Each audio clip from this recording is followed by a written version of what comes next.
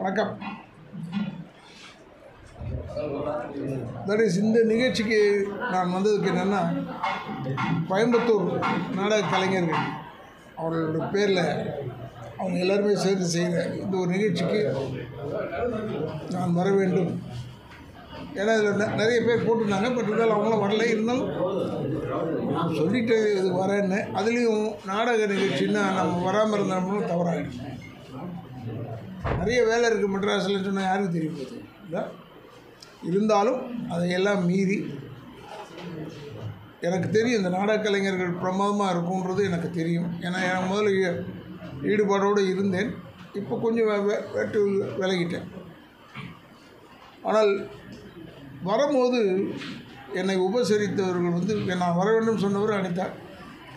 என்னை வந்து உபசரித்தவர் வந்து இந்த கல்லூரியில் வருவார். அவர் விஜயன் வந்து ஏர்போர்ட்லேருந்து என்னை கூப்பிட்டு வந்து ஹோட்டலில் இறக்கி விட்டுட்டு திருப்பி ஹோட்டலுக்கு வந்து காலையில் என்னை கூப்பிட்டு அந்த கோயிலுக்கு போனார், சாய்பாபா கோயிலுக்கு.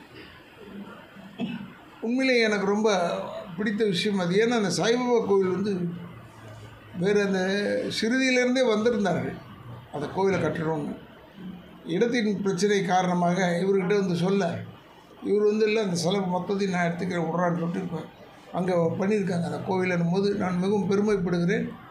ஏன்னா வெறும் லாபங்கள் மட்டுமே சம்பாதிக்காமல், ஏன்னா நடத்துகிற காலேஜ் கஸ்தூரி காலேஜ் வந்து அது நிறைய டிபார்ட்மெண்ட்ஸ் இருக்குது, ஏரோநாட்டிக்கல் இருக்குது, எல்லாமே இருக்குது.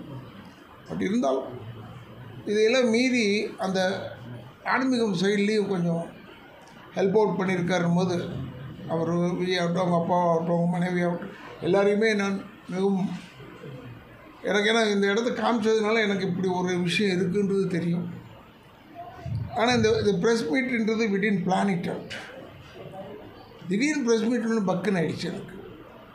நான் உண்மையை சொல்கிறேன். ஏன்னா பதில் சொல்ல தெரியாமல் இல்லை. நம்ம இந்த ஃபங்க்ஷனை தவிர வேறு ஏதாவது கேட்டிங்கன்னா நான் பேச மாட்டேன். இந்த ஃபங்க்ஷனுக்குள்ளேயே கேளுங்க, பதில் சொல்லிக்கிட்டே இருக்கேன். நன்றி. சரி, இப்போ இந்த நாட்டுப்புற கலைஞர்களை எப்படி அழிஞ்சிட்டு வர செயலாக சார் எல்லாமே அப்படி தான் சார். எல்லாமே அப்படி தான். லேண்ட் இருக்குல்ல, முதல்ல எவ்வளோ பெருசாக இருந்தது, லெமூரியா கான்டினென்ட்ன்றது பெருசு, அது காணாம். இப்போ அது மூலமாக உள்ளே வந்துடுச்சு. இப்போ வந்து மாமல்லிபுரத்தில் கூட கொஞ்சம் கொஞ்சம் தண்ணி அரிச்சிக்கிட்டு இருக்குன்னு சொல்கிறாங்க. ஏன் அவ்வளோ தூரம்? இப்போ தனுஷ்கோடி இருந்தது, இப்போ அது மாதிரி ஒரு இடமே இருக்குன்னு இல்லைன்னு தெரிஞ்சு போச்சு. அதனால் ஒவ்வொன்றுமே ஃபேட் அவுட்டு ஒவ்வொன்றும் இன்கமிங் இருக்கும். ஆனால் இந்த நாட்டுப்புற கலைஞர்களுக்கு ஒரு விஷயம் உங்களுக்கு சொல்கிறேன். யாரும் பெருசாக என்கரேஜ் பண்ணலைன்னா கூட இன்றைக்கும் இந்த சுற்று வட்டார கிராமத்துலலாம் அவங்க இல்லைன்னா விழா நடக்காது. ஏன்னா அது ஒரு அவங்க நம்ம நினைப்போம் அவங்க வெறும் நடிக்கிறவங்க கூத்தாடி அல்ல. எப்படி ஜல்லிக்கட்டு கலையோ அதை போல் இந்த நாட்டுப்புற கலைஞர்கள் வந்து ஒரு பெரிய தெய்வ சக்தி உள்ளவங்க. அதுக்காக சொல்கிறேன். என்னங்க தெய்வ சக்தின்னா எல்லாமே சாமிங்களாம் கேட்டுறாதீங்க, அப்படி அல்ல. நிச்சயமாக அவங்க வந்து அந்த ஃபங்க்ஷன்லாம் பண்ணாங்கன்னா அங்கங்கே மழை பெய்யும் ஒன்று அவங்களுக்கு ஒரு நினைப்பாக இருந்தாலும் இது கரெக்டாக வரும். மழை செழிப்பாக இருக்கும் நாடு. அதனால் இந்த நாடக கலைஞர்களை வந்து யாருமே சாதாரணமாக ட்ரீட் பண்ணாமல், இப்போ நான் சினிமாலேருந்து வந்திருக்கேன்னொன்னே சினிமாக்காரன்னு அந்த கிரேவ் இருக்குல்ல, அந்த கிரேவ் வந்து அவங்களுக்கு இருக்கணும். நான்லாம் உண்மையில் இப்போ விரும்பித்தணும். ஏன்னா இவங்க நாடக கலைன்னு சொன்ன உடனே நான் விரும்பி தான் வந்தேன்.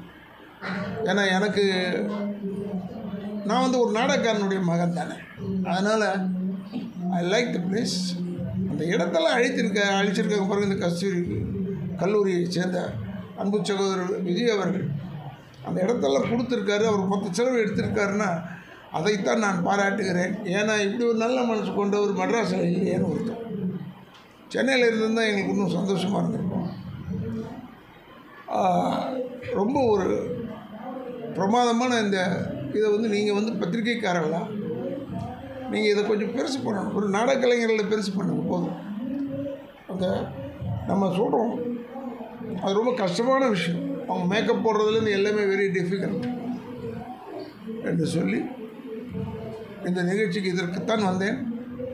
என்று உங்களுக்கு விளக்கமாக சொல்லுங்கள். ஆனால் இன்னைக்கு நாடக கலைஞர்கள் பல்வேறு சிரமங்களுக்கு இன்னல்களுக்கு ஆளாயிருக்காங்க. ஏதோ ஒன்று நாடக கலைஞர்கள் இன்னைக்கு பல்வேறு இன்னல்களுக்கு ஆளாயிருக்காங்க. அவங்களுடைய ஊதியத்துல இருந்து அவங்களுடைய வாழ்க்கை முறையில நான் என்ன சொல்கிறேன்னா, உடனே தப்பு எடுத்துக்கிறீங்க. எல்லாருமே அவங்கவுங்களுக்கு கஷ்டம் இருந்துக்கிட்டே இருக்குன்னு. அதில் நாடகக்காரங்க வந்து ரொம்ப சிரமப்படுறாங்கன்றது தெரியும். இருந்தாலும் அதையும் மீறி இப்போ 3000 ரூபா கொடுக்குறாங்க கவர்மெண்ட்டில். இப்போ வந்து 5000 ரூபா ஆக்கணும்னு சொன்னார் மேடையில். அதெல்லாம் நிச்சயமாக அந்த 5000 ரூபா இருந்தால் உங்களுக்கு போதுமா நடத்துவீர்களான்னா, அது நடத்த முடியலன்னா கூட கொஞ்சம் அதிகமாக கொடுத்தா அவங்களுக்கு ஒரு சந்தோஷம் இருக்கும். அதனால் உங்கள் வாயிலாக நான் தெரிவித்துக் கொள்வது, 3000 ரூபான்றது 5000 ரூபா கொடுத்தா ரொம்ப சிறப்பாக இருக்கும். ஏன்னா அவங்க ரொம்ப நம்பர்ஸ் வந்து கொஞ்சம் குறைவு. அதைத்தான் சொல்லுவேன். இப்போ நீங்கள் பேசும்போது சொன்னீங்க, வில்லனாக நடிக்கும்போது பெண்ணை கடத்திட்டு போய் ஒரு ரூமில் வச்சு இது பண்ணுறோம். ஆனால் வந்து கதாநாயகன் அதே வேலையை தான் பண்ணுறாரு. இப்படித்தான் தமிழ் சினிமா இத்தனை வருஷமாக போயிட்டு இந்த மாற்றி வழி ஏதாவது மாற்றி தருவோம். மாற்ற வழின்னு மாற்றிக்குவோம். வில்லன் வந்து ஹீரோ ஆகிட்டு, ஹீரோ வந்து வில்லன் ஆகும். அப்படி தான் மாற்ற முடியும். சினிமா எப்படி மாற்றுறது? ஆனால் இன்னைக்கு தமிழக அரசு இந்த கலைஞர்களுக்கான பல்வேறு இதெல்லாம் பண்ணிட்டு சொன்னாங்க. அது எப்படி பார்க்குறீங்க? எந்த அளவுக்கு இருக்குன்னு நினைக்கிறீங்க? நல்லா இருக்குங்க. எனக்கு அங்கே சென்னையில் நான் வந்து டப்பிங் யூனியன் பிரசிடெண்ட்டாக இருக்கேன். இது என்னுடைய 40th இயர், 40வது வருஷம் இது. நான் பார்த்ததில் this government is doing very well. எல்லா கவர்மெண்ட்டும் பொதுவாக செய்வாங்க. இந்த government is doing very well. ஏன்னா நாடக பேஸ் உள்ளவங்க, இந்த கலையில் இருக்கிற இந்த அமைச்சரவையில் இருக்கிறவங்க, அதனால் நிச்சயமாக நல்லது பண்ணுங்க.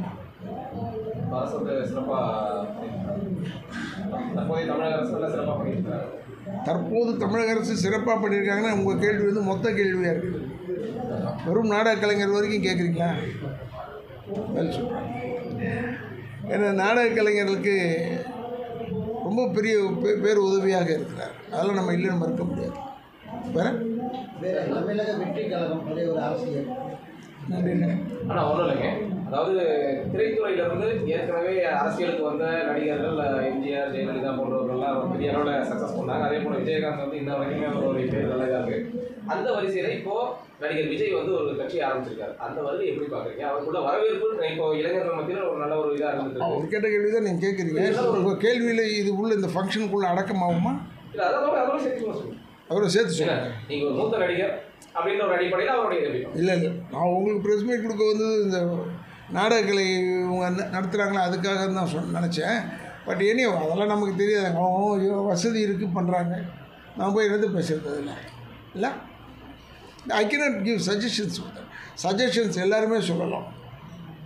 ஏன் காலையில் சூரியன் உதிக்கிறது, சாயந்தரம் அஸ்தமிக்கிறது, இதை மாற்றி அமைச்சா நல்லா இருக்குமே, இதெல்லாம் யோசிக்கலாம். அந்த இடத்துல இருந்தால் தான் வலி தெரியும். That is all. Thank you. Okay, நன்றி சார்.